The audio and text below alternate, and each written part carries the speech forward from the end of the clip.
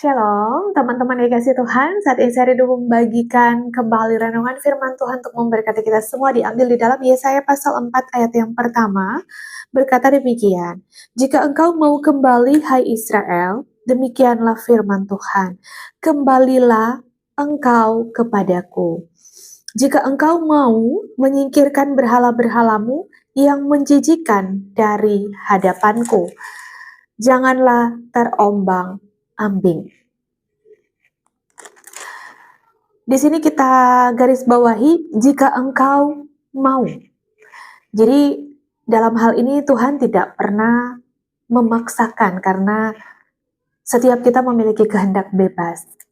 Kita mau berbalik atau kita mau tetap terus hidup di dalam dosa. Tapi yang menjadi satu kerinduan Tuhan adalah kita berbalik, bertobat, dan kita diselamatkan dengan pengampunan yang berasal daripada Tuhan. Jadi dikatakan makanya di sini, jika engkau mau.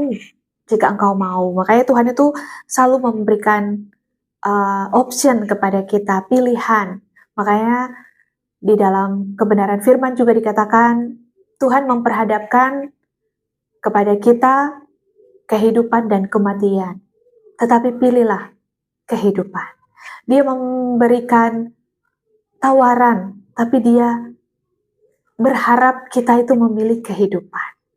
Tuhan itu seperti itu, dia mau kita berbalik dan bertobat itu bukan karena paksaan, tapi karena kerelaan hati kita yang menyadari bahwa kita ini siapa tanpa Tuhan. Makanya dikatakan jika engkau mau menyingkirkan berhala-berhalamu. Apa yang bisa kita pelajari, teman-teman? Di sini Tuhan mau mengajarkan kepada kita bahwa Tuhan itu tidak mau hidup di antara berhala. Atau kita mau hidup di dalam dunia dengan kesenangan dunia, tapi kita juga mau hidup di dalam Tuhan. Tidak bisa. Kita harus memilih, kita mau hidup di dalam Tuhan atau kita mau hidup di dalam dunia. Tuhan tidak suka dimadu. Tuhan mau sama seperti Tuhan yang setia kepada kita, begitupun kita setia kepada Tuhan. Sama seperti hubungan kita dengan Tuhan seperti hubungan suami dan istri yang hanya memiliki satu istri dan memiliki satu suami. Dan itu setia sampai maut memisahkan. Jadi Tuhan mau kita itu harus meninggalkan berhala dan hidup di dalam Tuhan, bertobat dan berbalik. Nah, yang menjadi pertanyaan, berhala apa yang saat ini menjadi prioritas teman-teman? Kalau dulu mungkin bangsa Israel itu seperti patung yang mereka sembah, atau mereka suka menyembah pohon.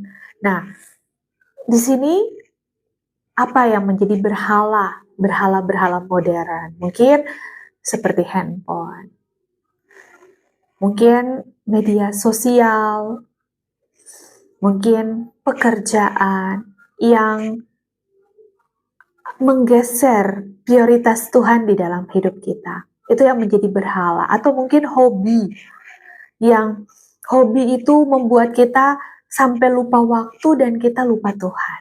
Nah, itu bisa menjadi berhala modern zaman sekarang. Atau mungkin sebagai ibu rumah tangga, karena terlalu sibuk dalam urusan pekerjaan di rumah, sampai kita lupa memberikan waktu untuk datang kepada Tuhan. Nah, itu seperti yang saya alami. Karena pikiran saya harus bekerja setiap hari di rumah, mengurus anak dan pekerjaan di dalam rumah, sampai saya datang ke Tuhan tapi hanya saya absen datang ke Tuhan. Saya berdoa, saya baca Alkitab, tapi hanya sekedar saya datang buat absen saja. Seperti itu, seperti kita bekerja di kantor, yang penting terlihat masuk tapi tidak melakukan apa-apa.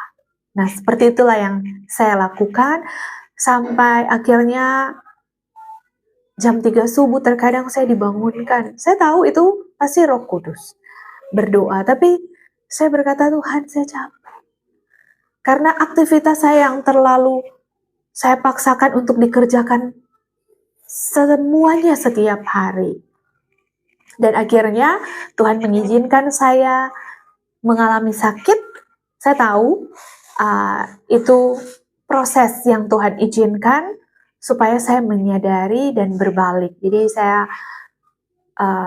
tiba-tiba asam lambung saya naik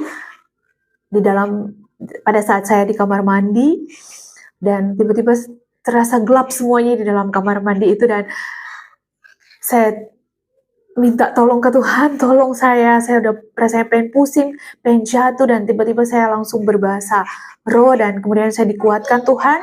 Singkat cerita, saya ganti baju, dan bertepatan di rumah itu hanya saya dan anak saya yang masih kecil, usia balita. Nah, teman-teman dikasih Tuhan, sampai akhirnya saya yang tadinya bekerja di rumah, dan akhirnya saya tidak bisa melakukan apa-apa. Di dalam rumah itu semuanya berantakan. Saya tidak bisa bekerja, saya hanya duduk, dengar firman, baca firman, saya duduk doa penyembahan, saya duduk dengarkan kesaksian-kesaksian di YouTube, dengar khotbah-khotbah pendeta-pendeta di YouTube. Saya tidak bisa tidur, rasanya pengen mati, rasanya ke dokter pun minum obat, berasa tidak ada perubahan. Kurang lebih 2 tahunan saya mengalami itu. Dan setiap hari saya bangun hubungan dengan Tuhan. Jadi saya sadari bahwa ternyata ketika saya melakukan tugas tanggung jawab aktivitas saya sebagai seorang ibu rumah tangga, itu bukan karena kehebatan dan kekuatan saya. Itu semua karena Tuhan. Jadi akhirnya saya belajar, dan dalam sehari saya memberi waktu kepada Tuhan. Pagi saya langsung doa. Siang setelah melakukan aktivitas yang lain, sebelum saya istirahat siang, saya doa lagi. Baca firman, merenungkan firman, memperkatakan firman. Kemudian pada malam hari saya doa bersama dengan keluarga.